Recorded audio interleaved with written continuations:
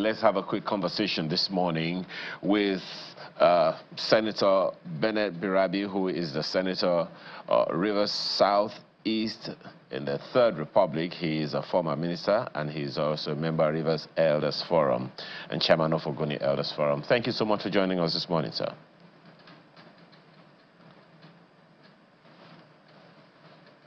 Well, okay. Could you kindly unmute, because I could hardly hear you, sir?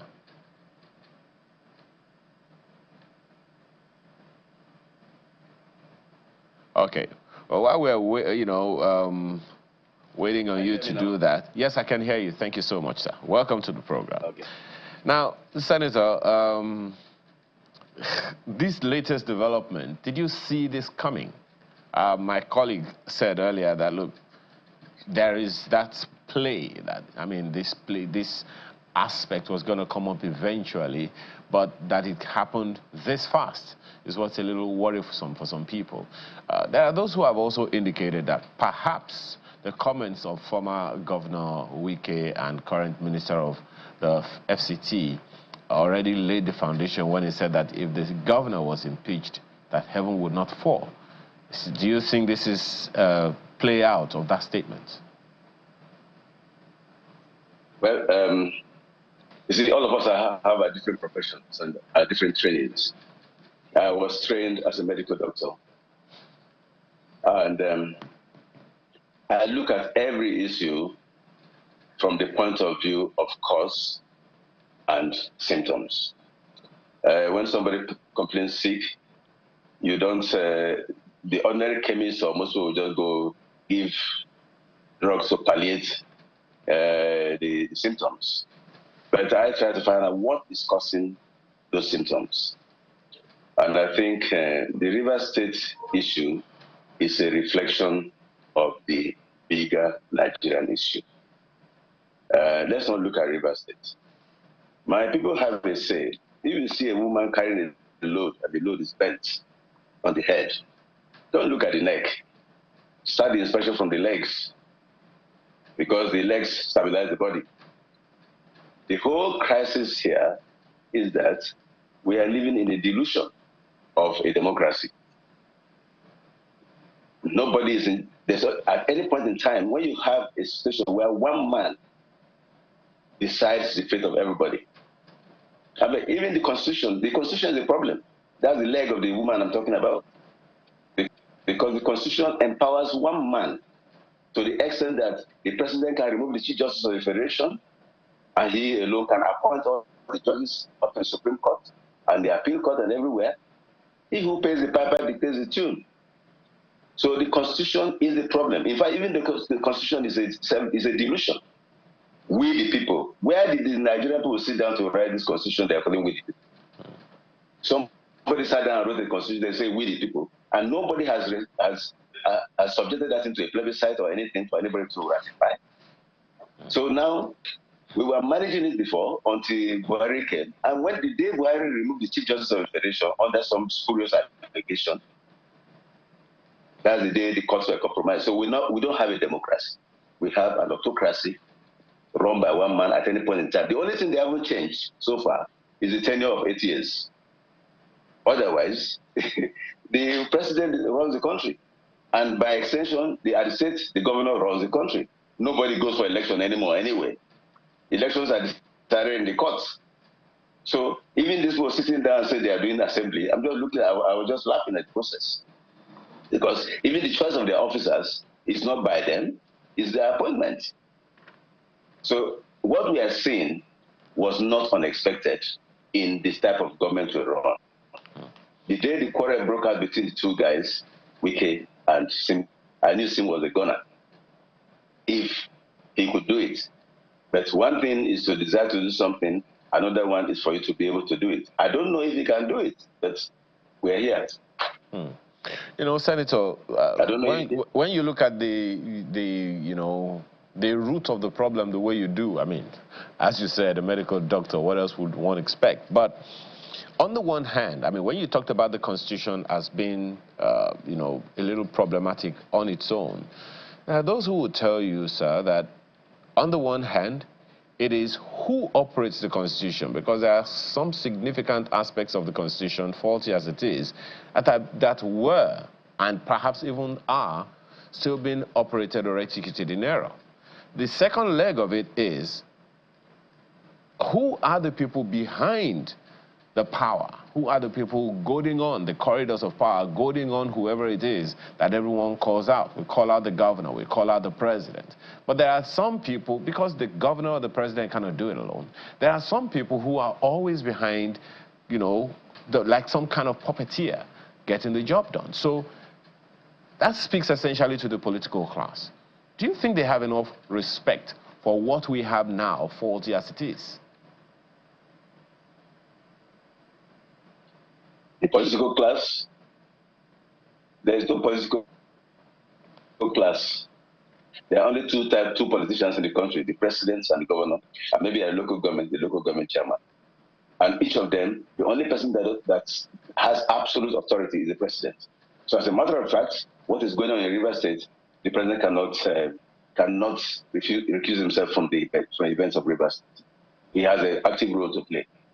But the basic thing is that wherever you have a situation where somebody has absolute power and can do what he likes, not minding who is advising him or who are the powers behind him, but the buck stops on his table. He should decide whether what they are telling him is right for the country or wrong. You know, we are here. When you have that kind of situation, there's not much you can do. But Senator, we're not looking for who to.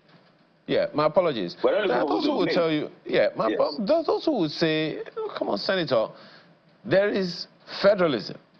The president has his job cut out for him, but the governors have their jobs cut out for them as well. There is a lot of independence according to the Constitution. There is nowhere it says that the president can remove a governor or order a governor to go back into place, unless for security challenges such as we had in the days of Obasanjo as president of the Federation. So how does the president have anything to do with what happens in a state which has a governor, a sitting validly elected governor, except, you know, to intervene, to advise and all that stuff? Let's just take it from the rivers, metaphor. The fish rots from the head. Once the head is rotting, you can't guarantee the body of the fish. The basic problem is that we do not have any laws that are not, that cannot be subverted by authority. You know, like I said, the governor cannot be removed by the president, but the president himself cannot be removed by anybody. So that's why I give the authority that its president on its own has its right. Is a government. The state governor is a government at the state level. It's the only people that are subject to any kind of rule by a local government chairman, because the governor can just decide, get the assembly to pass a rule, and then they dissolve local governments. So those ones are subject to the governor. So the problem is the power play, or the absolute power of one authority over the rest of the people. Once people don't have a say of their own, and your votes don't count, and you cannot recall anybody, then the person who has absolute authority is the one who everybody respects. And that's why we have a problem in Rivers State. You know? That's why we have a problem in Rivers State. Nobody, if you say no. I want you to be able to talk to you a little bit about that problem in Rivers State. I mean, it's very instructive listening to you talk about the broader picture and how that, from the top, has affected how local politics is done. But I want to be able to get your thoughts. I mean, you're former senator, Rivers Southeast in the Third Republic, a member of the Rivers Elders Forum, chairman Ogoni Elders Forum. And in the course of this turbulence in Rivers State, people have called on men like you to intervene in this matter. Now that a misconduct allegation has been laid before the governor, what do you think is the way forward when it comes to peace? I've been asking this question for some time. What does peace mean for the parties involved in this case? And what sacrifices would you think that the Rivers State House of Assembly or the governor have to make for this to end? Well, I don't know where you're coming from, but I can tell you something. When somebody has absolute power that is not subject to effect by anybody, then peace, there's only one side to peace: absolute and total surrender. In this case, on Wike's side, the only thing that can make peace in Rivers State is if Fubara resigns tomorrow, and then he allows him to install Amehule as the governor. Then we can have peace of his own description, you know. But in Rivers, much as we had problems with the way the election was done, or other kind of thing, a governor has been provided by him. The man has been sworn in. Why not allow the man to run the state? You know, he just goes around. Today he's saying one thing, the next day he's saying the other. I saw something on the mass media, news media sometime just a short while ago. He's now abusing the Chief Justice of the state. Whereas in another he was describing how very efficient and how very intelligent and how very uncorrupt the man was when he was installing him. Suddenly the man is very corrupt and the man is not good. So one person decides what is right and what is wrong. It is only by his own discretion that something can be right or wrong. So how do you describe this? And to start with anyway, nobody can talk to him. You can't even greet him. I mean, Senator Birabi, are you basically saying that these calls for interventions are too little too late? Is there nothing that can be done right now? I don't know, if anything can be done when you have a fight between somebody who does not even fear God, and he doesn't even have respect for God. Because if he has respect for God, he will know that everything in life is time-bound. If you check the Bible, I think it's well over 1,000 times written, and it came to pass. This too shall pass. Anybody who doesn't know that this is just a phase in life, and if you come and pass, then something is wrong somewhere. If you were... We have a situation where we have a situation where we have one man who has never been helped by anybody. There's nobody he's answerable to or respectful of. And, he grew up on his own. Nobody helped him in any way. He is the only one that has helped people. And that kind of situation, where do you start from? I mean, Senator Birabi, I want to be able to get your thoughts. If you could speak to Governor Fubara, or if you were Governor Fubara at this point, what would you be doing right now? If I were Governor Fubara at this point, what I would do is to continue to try to run this state and say things as they are, and then let the powers that be do what they have to do, and let's see the end result. Because every action has an equal and opposite reaction. There's nothing you can do in the world that doesn't have a reaction. Something is bound to happen. I think if care is not taken, Rivers State might be the beginning of a new reality in Nigeria if they go on with the way they are going. Wike says they can impeach him, nothing will happen, anything. I don't know what can happen, but obviously, if you jump off the roof of a building, you will fall down. When you fall, you are left to break. I don't want us to lose that thought process, Senator. When you say a dawn of a new reality in Nigerian politics, what do you mean by that? What I simply mean is that Rivers State occupies a very crucial position in Nigerian politics in terms of our location and the economy of the country and the stability of the country and all that. And if you disrupt the stability of Rivers State, you can as well, your guess is as good as mine, how it will expand and what could be the fallout. But Rivers State needs to be stable. That's what I mean. And see, when the war starts, sometimes it's just one little trigger.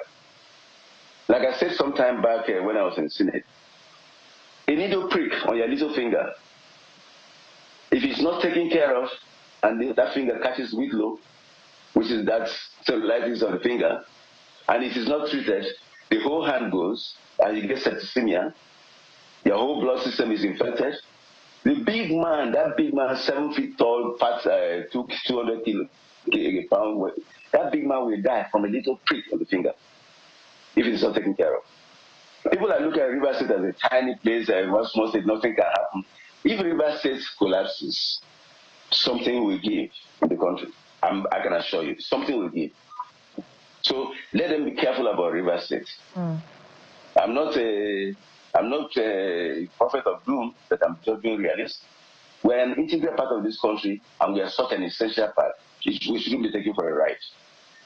I mean, when you say that, it reminds me of what the slogan of River State is: the treasure base of the nation.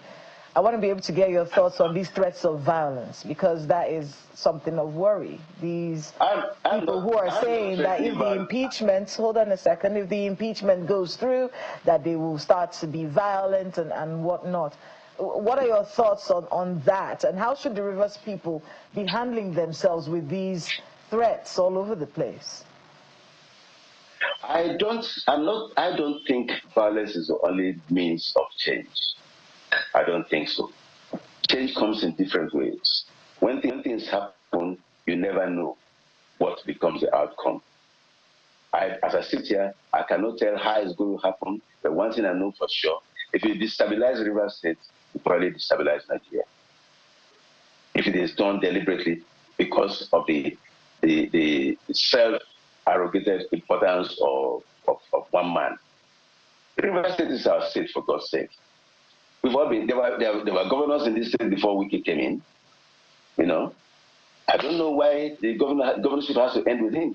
And even this man, he put him in power. If he's not doing what you like, why don't you wait for the tenure to end, then you remove him in 4 years? You just want to show that you have absolute authority, you can do and undo. No problem. Nobody can fight God. I mean, if he has the God on earth here, I mean, we've seen authoritarian governments all over the world. We see Putin. Anybody who raises a voice gets killed. Even as I'm saying this now, if you hear tomorrow that I'm dead, don't be surprised. Because that's the only way you can silence some people. I cannot be silenced. I don't need money. I don't need position. There's nothing anybody's giving me that I haven't seen before. So the only way you can silence me is to kill me. Yeah. So don't be surprised if anything happens. But one thing I know for sure, even if that happens, River State's problem cannot be solved by any authoritarian one-man government. It is not on. It's not on. Well, it's a matter of time, Senator, and I believe that, you know, from what you have also said and what many people know, the issues happening in River State didn't just start today. It's been on for a while, for about 3 or 4 governors ago. So what we have now, we're hoping that somehow, at least, all of this will be resolved, and at the end of the day, it will be in the interest of the people. And thank you for your opinion, which, of course, you would always say are entirely yours, Senator. We appreciate your time. Incidentally, our time is up now. Senator Bennett Birabi is a senator in the Rivers South, representing the Rivers Southeast during the Third Republic. He's also a member of the Rivers Elders Forum and chairman of Ogoni Elders Forum. Thank you so much for your time this morning. Thank you very much. It's a pleasure.